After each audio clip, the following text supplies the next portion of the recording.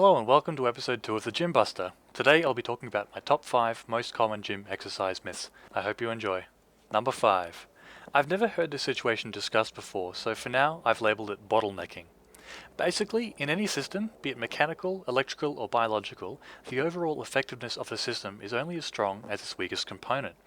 For example, in a computer, if each component is top of the line but the hard drive is 10 years old and nice and slow, the overall speed when using the computer will be quite heavily affected by the slower hard drive, which is working at full capacity, with the other newer components not getting used to their full capacity. I see the situation come up time and time again when talking to and observing people in the gym. Many people try to make an exercise seemingly as difficult as possible with the intention of working out the entire body or simply using more muscles. Now this does have its place, and I'm definitely not saying this attitude is useless. However, if your goal is to work on a specific muscle group and to aspire it significantly as per strength, power or hypertrophy training, you need to do more isolated movements to improve that muscle group. For example, I often see people benching heavy weights whilst lying on a Swiss ball. They often say they're trying to engage their core, and this will definitely do that, no argument. However, why do two exercises which are conflicting with each other when each could be done far more effectively in isolation? Unstable surfaces have been found in many studies to significantly reduce force output compared to stable surfaces. In some instances, a reduction of 60% has been found when using a Swiss ball compared to a bench during a bench press. This is due to the nervous system having a limited supply of neural drive or neural stimulation that it can output at any given time to stimulate muscle contractions around the body. So, the more we demand of it in other areas, say for stabilizing our midsection on a Swiss ball, the less we can output to the target muscles, say the tricep and or chest, during a Swiss ball bench press. Another good example is the somewhat new elevation mask, which is advertised as a means of aerobic training with reduced oxygen intake to simulate altitude training. Although first-hand experience will show anyone that time to fatigue or exhaustion is greatly reduced whilst wearing the mask, it is simply not doing what the makers say it is doing. If altitude training were able to be replaced by a simple $80 mask or a $10 snorkel, many exercise physiologists would be out of work. My point is, however, that by wearing a mask, fatigue onset is significantly reduced because the diaphragm working harder at sucking air through this filter is going to fatigue before anything else does, and with a fatigued diaphragm, not much else can function effectively. The diaphragm has become the bottleneck. So with the idea of increasing aerobic power in mind, people using this mask end up not working their aerobic system effectively at all because the diaphragm has dropped out earlier, limiting everything else. So we need to ask ourselves when we work out, what am I trying to work out? If you want to strengthen your core, I recommend doing core work. If you want to get a stronger chest, I recommend doing chest exercises. The more you combine exercises, the less effective overall they become at increasing strength and power development in any given muscle group. The exception to all of this, of course, is if you're simply trying to burn calories. In that case, the more movement, the better. Then it's just a matter of balancing volume with intensity. Point number 4. A misunderstanding of the core musculature. Frequently, I encounter people who have been misinformed about the core muscles or the muscles surrounding the abdomen. A very brief anatomy lesson. At the front and sides of the abdomen, there are several muscles which affect the torso. We have rectus abdominis, which is the six-pack muscle, which helps us sit up or bend forward our spines. Then we have the external obliques, which are underneath our love handles on the side, which help us tilt sideways. Then underneath those, we have the internal obliques, which allow us to turn sideways at the waist.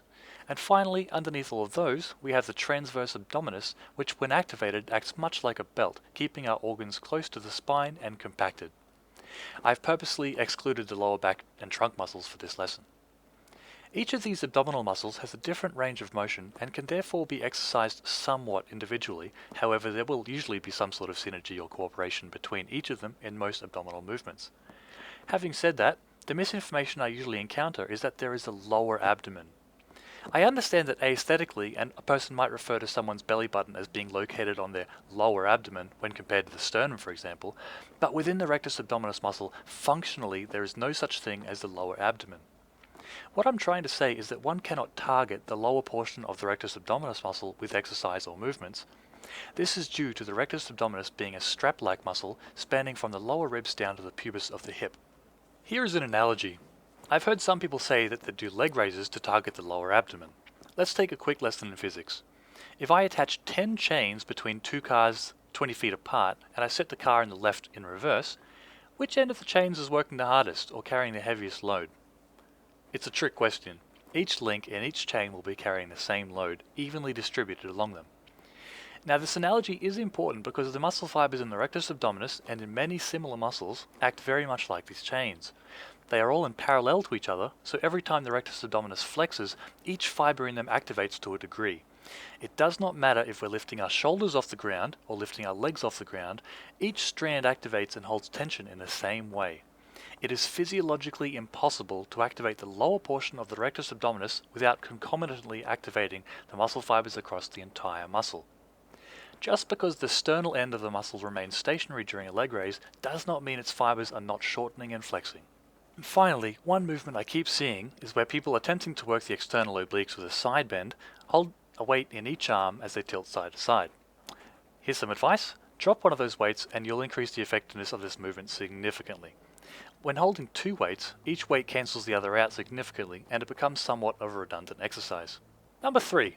That lifting heavy weights will make you look like a bodybuilder. I think traditionally, women were thought to be the only people who held this belief, as apparently all men wanted to look like a bodybuilder. But I've personally encountered men and women who want to look bigger, and men and women who want to look smaller or leaner. But there still seems to be people out there who believe that the key to looking like a bodybuilder, which is to say huge, is to lift heavy weights. Whilst there is a degree of truth in that idea, it's just not that simple, and does a huge disservice to the bodybuilders out there who put in 5+ hours a day, 6 days a week in the gym and at home. It is not easy to do what they do, and you will never look like that in your lifetime unless you make some pretty serious life choices and start spending a lot more time in the gym and the kitchen. I quickly want to say that I have a lot of respect for bodybuilders, and this section is in no way a criticism of them. When talking about the stereotypical photos of bodybuilders in the media, with the orange skin and muscles bulging out, many of these people are taking some sort of supplement, and I don't mean protein. It can either be testosterone, human growth hormone, insulin-like growth factor or IGF, or others. These help increase muscle mass and growth, even in females, which is why you often see female bodybuilders start to take on masculine qualities. But it is not as easy as taking a pill or an injection. There still needs to be a ton of work done in the gym and a lot of money spent on food. Having said that, if you're wondering what you would look like if you lifted heavy weights, it's in all likelihood something like this. And if we wish to increase our strength or power, we need to be lifting heavier weights anyway. Loading up the cable pull-down machine with 10 pounds and stopping at 10 reps because 10 is a nice round number won't do most anyone any good at all. If your goal is to improve your strength, stop aiming for higher reps and start increasing the weight. Sure, you won't be able to do as many reps, but this is where the strength comes from.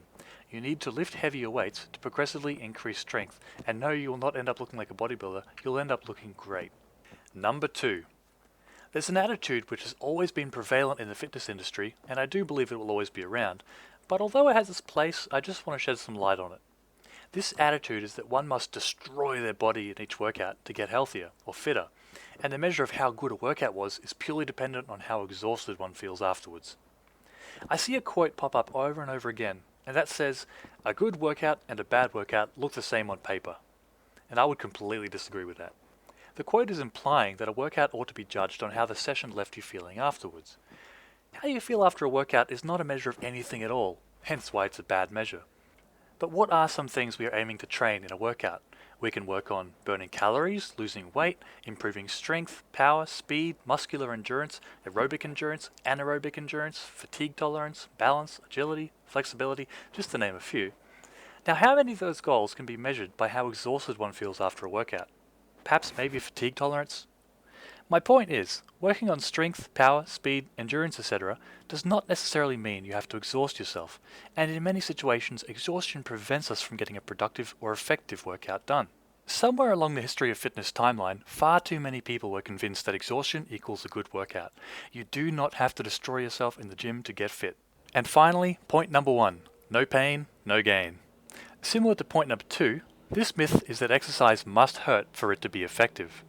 I think it's important to differentiate between pain and struggle. It's quite hard to describe pain, but I'm sure we've all felt it. Our body telling us that something is wrong and that we need to stop right now. It's unhealthy to continue.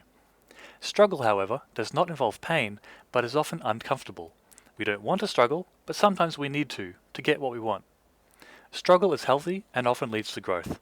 If struggle rhymed with gain, then I believe that would make a better slogan. It's just important to keep in mind that during your workouts, nothing should be hurting. Lifting a heavy weight with proper form should never be painful. It might be one hell of a struggle, but it should never be painful. On the issue of pain and struggle, there are a lot of people out there who will tell you that the most important thing to experience in the gym is this struggle or this pain we've talked about. Personally, I think the most important thing is that people, especially beginners, enjoy their workouts, that they want to do their workouts. As of 2010, according to the Center of Disease Control and Prevention in the United States, over 69% of the adult population in the USA is overweight or obese.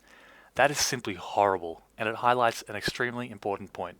When I talk about health and fitness, I'm passionate about it and I enjoy it.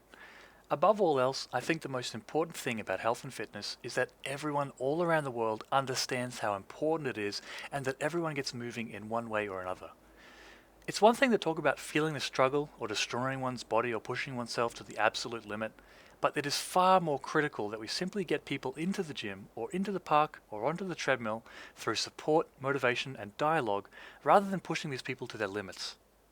There is no point writing an amazing, intense, full-body workout for someone who has never worked out before if there is nothing in that workout that they actually enjoy doing. Everybody has something physical that they like to do. If they say otherwise, they likely haven't found it yet. There is so much to do and so much to try.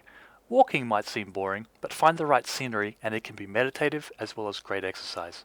Throwing a frisbee or even a football around the park can be productive for one's health as well. So if you're worried about starting exercise because you've been taught that the only way to good health is through pain and suffering, forget all that. It is far more important that you find something you enjoy, even if it's as simple as walking 10 minutes a day, and get started now. Thanks for watching. See you next time.